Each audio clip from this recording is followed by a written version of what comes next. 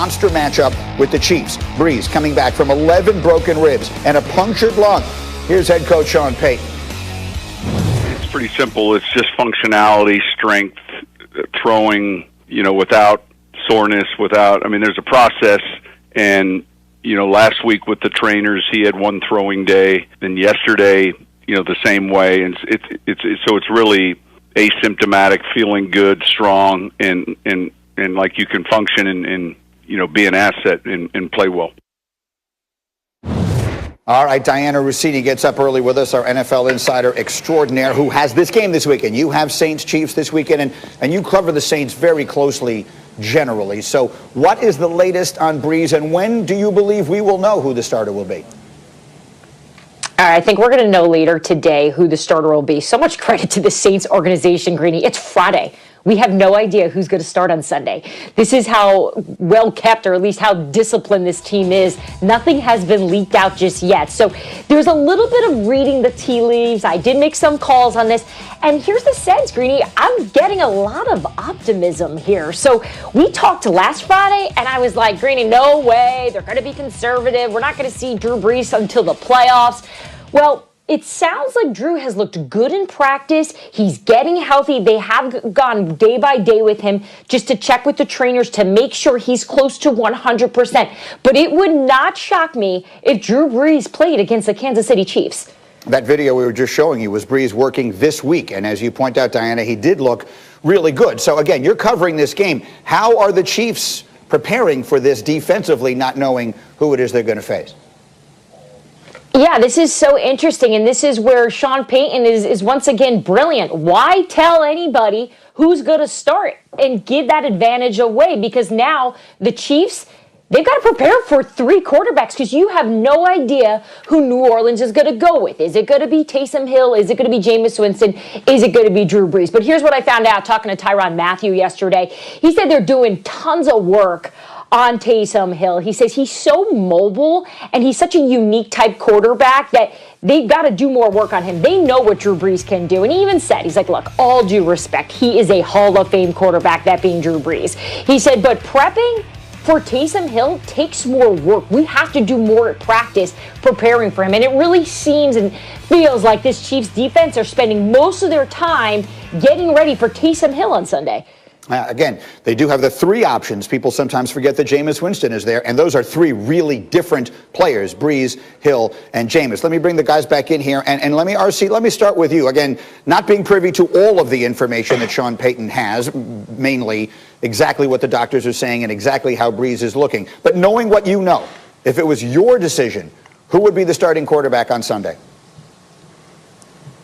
Well, first of all, it's all about Drew Brees' health, right? You want Drew Brees to be at 100%. And if Drew Brees is at 100%, if he can function, if he can protect himself, if he can play the game that we're used to seeing Drew Brees play in 2020, Drew Brees is the starter. And I don't think you really think about it. I think it's a no-brainer. One, he's a future Hall of Famer that if he wants to play and the doctors give him the okay, you allow him to play. And let's remember, the only reason Drew Brees comes out of the game against the San Francisco 49ers after leading a drive for a touchdown, after suffering the injury, is because he told Sean Payton he couldn't go anymore. So obviously they want him out there if he can be. This team needs the #1 seed, and not because things have to go through New Orleans and it's hard to win there, but because you don't want this Drew Brees to have to play in Green Bay in those weather conditions against Aaron Rodgers. You want to be able to play in the conditions you control, which is the Superdome.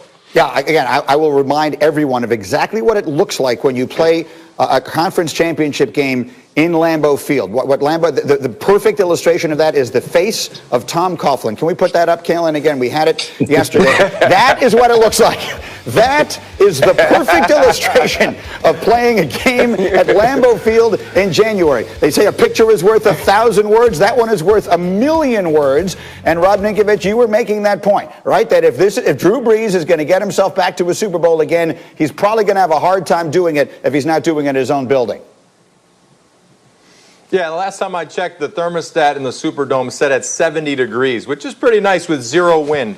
So the Saints, they need that number one seed so they can have that home field advantage. You don't want Drew Brees going up to Lambeau trying to cut throw a spiral through a 15 to 20 mile an hour wind with negative temperatures. You don't want that. So in this matchup, Saints versus KC, they're going to have Drew Brees out there. I think if he does come back, you could do some type of platooning where Taysom is the guy and then Drew comes in on gotta-have-it plays where you're throwing the ball down the field, because when you're preparing those two guys, it's two different call sheets defensively. So it's going to be a tall task for Kansas City if they do not know who the starting quarterback's going to be. Bart, you see it differently. Tell me why. Yeah, just like my mom when I used to play with my BB guns. Yo, you guys better stop until somebody puts an eye out. Listen, it's all fun and games when somebody adds some barbecue sauce and ribs for Drew Brees. All right? And it's all fun and games. And I know he feels healthy and he feels well.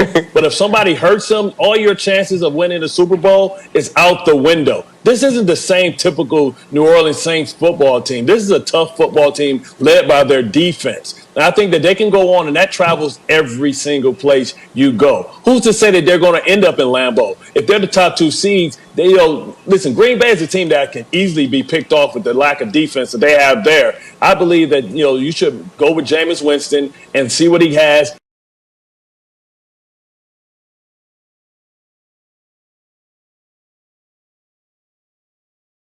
At the end of the day, you still have Minnesota. You have the Panthers. Those are homecoming games. You're going to be 12-4. You can beat anybody. Don't put Drew Brees at risk. Protect him from himself. It is possible that we will get that news at some point before we go off the air today. We will certainly keep an ear to the ground. Guys, stay with me here, because next up is championship weekend in college football. What a weekend this is going to be. Tomorrow, Big Ten. It's Northwestern and Ohio State. Strength against strength. The Wildcats are number 2 in scoring defense. The Buckeyes are 4th in offense. So that's good against good. In the Big 12, it's Oklahoma against Iowa State. The Sooners lost this matchup earlier this season. Since then, they're 6-0. Oklahoma has won each of the last 4 Big 12 titles. In the SEC, it's Alabama, Florida. 10th time these two meet in this game, the most frequent conference championship matchup ever. Bama has won 3 straight meetings against the Gators. And then, of course, the ACC. This one probably has the most riding on it.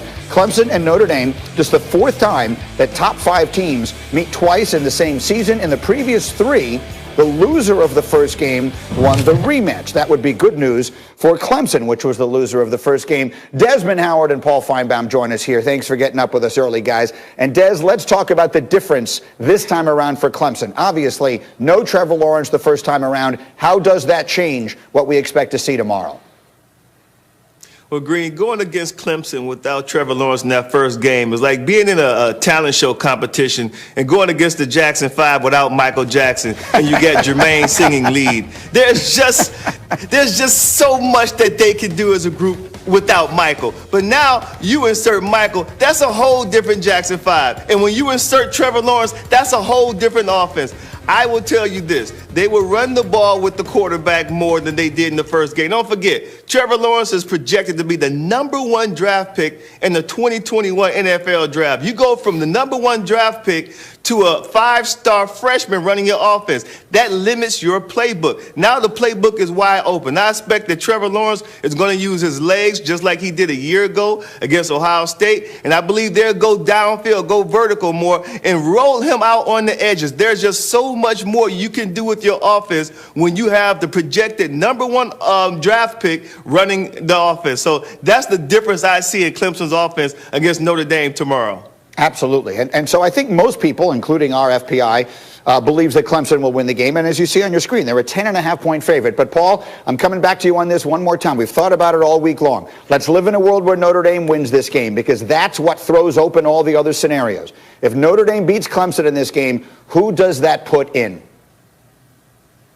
First of all, I appreciate Desmond going back to my era of music with the Jackson 5.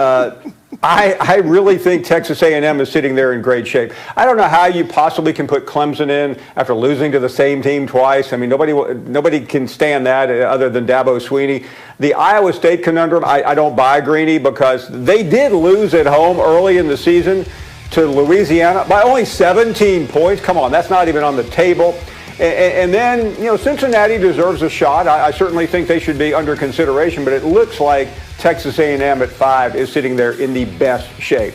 And very quickly, Desmond, because the crew that you work with on College Game Day, Herbie and many others, have been outspoken this year, more than any that I can remember, about what we would typically call in college basketball the mid-major. People are looking at Cincinnati and the plight of them. I just wanted to get your perspective on that, on the idea that teams are getting the benefit of the doubt based on reputation and all the rest of that. A lot of people seem to be really more upset about that than I've ever heard them before. Are you?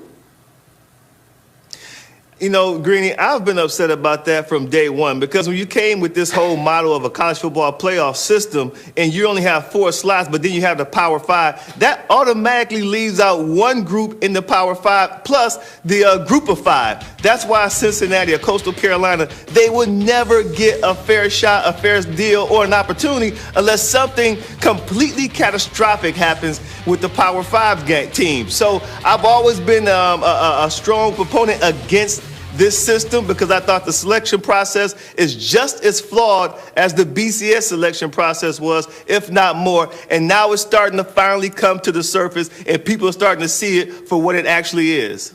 Super quick, Paul, do you think that there is enough momentum, enough people who feel that way, that we could see change? No, because the people that matter aren't listening. These are the same people that screwed up the college football season, Greeny, that were all together until they weren't when the Big Ten and the Pac-12 went their separate ways. There's no universal voice in college football, and there's not enough time today to talk about a czar.